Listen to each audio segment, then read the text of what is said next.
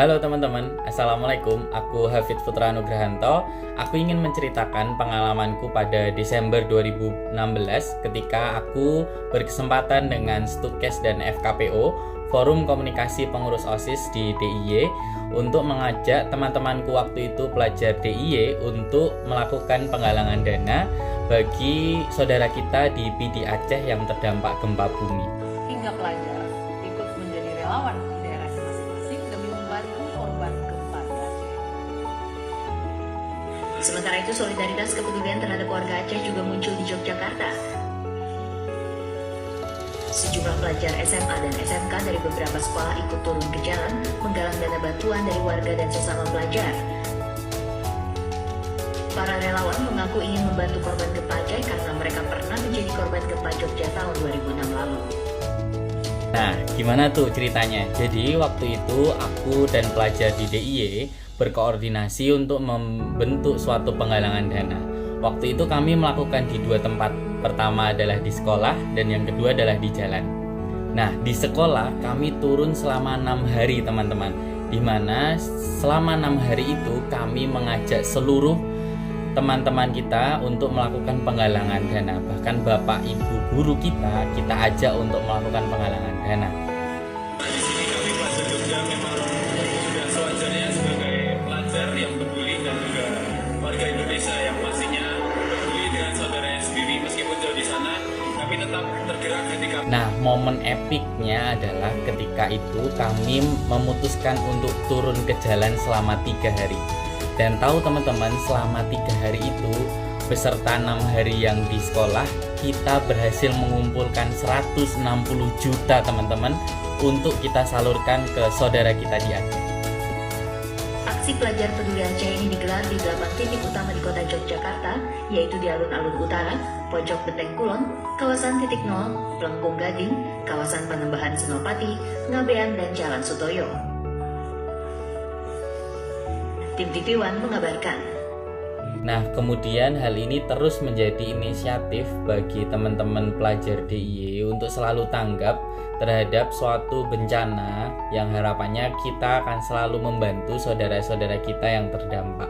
Terima kasih kepada Bapak Bayu Sutikno karena telah menyampaikan serta mengajarkan kepada kami di kelas Leadership Communication di MMUGM, karena dari situ saya jadi menyadari bahwa seorang leader memang harus memiliki suatu kemampuan atau skill untuk inspiring, do something, and connecting. Nah, seperti di materi Transformational Leaders, kita tahu teman-teman bahwa seorang leader seperti kita harus mampu melakukan influence others, comments others, persuade others, control the situation, improve our skill, and the last is connect with others to get the result.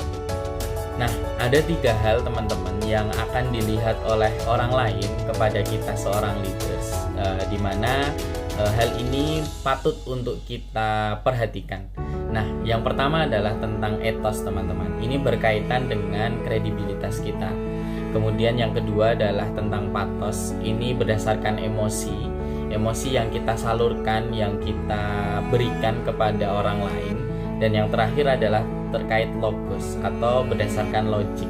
Nah, 3 hal ini yang akan menentukan bagaimana kita ini bisa menginfluence seseorang, bagaimana orang lain itu akan tertarik dan minat untuk mengikuti jalan pikiran kita, untuk mengikuti apa yang akan kita berikan, akan kita komando, dan harapannya ini yang akan mengkonektingkan kita dengan orang lain.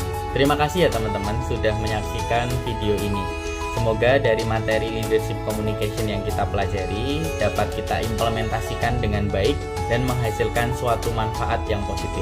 Seperti satu video terakhir ini yang saya tujukan pada waktu itu kepada pelajar, tapi pada waktu ini saya tujukan kepada teman-temanku sekalian. Teman-teman, bagi yang mendengar ini, saya Andi dari Kabupaten Lombok Utara sedang diguncang gempa yang cukup besar meratakan seluruh bangunan yang ada di Lombok Utara. Sekarang kami lagi mengungsi di bukit karena air laut sudah naik. Bagi yang mendengarkan ini, tolong disebar, kami butuh bantuan cepat segera. Nah, kami tidak tahu lagi mau meminta bantuan siapa. Ketika kita disibukkan dengan berbagai perselisihan, kepercayaan, isu sosial, isu politik, hingga perdebatan antara bumi bulat maupun bumi datar, alam tiba-tiba datang untuk mengingatkan bahwa apakah kita benar-benar bangsa yang bersatu dalam segala perbedaan, dan apakah kita benar-benar manusia beradab dan memiliki rasa kemanusiaan. Akan tetapi, pertanyaan terbesarnya adalah apakah kita benar-benar peduli